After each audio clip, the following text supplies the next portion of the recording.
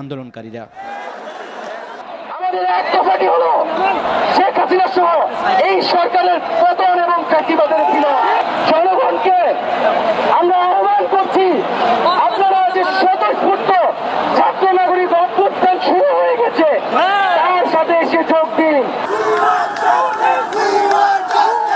এদিকে school, college, বিশ্ববিদ্যালয় শিক্ষার্থীরাও সহপাঠীদের হত্যার জোরালো দাবি জানান।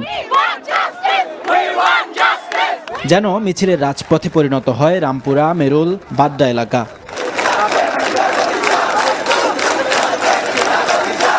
বিনা দোষে শাস্তি দেওয়া হয়েছে, আদালতে নেওয়া হয়েছে এবং কারাগারে নেওয়া হয়েছে। তাদের আমরা অতি শীঘ্রই কোনো শর্ত ছাড়া আমরা মুক্তি চাই। যারা মারা গিয়েছিল, যেমন আনফেয়ার হয়েছে, এই মুহূর্তে পদত্যাগ করতে হবে। আমাদের এক দফা এক দাবি, আর কোনো দাবি না। আমাদের কোটা আপনাদের কোটা আপনাদের কাছে রাখেন। তিনি আর নৈতিক অধিকার রাখেন না এত বড় একটা ম্যাসাকার করার পরে। সব জায়গায় কথা বলা হচ্ছে।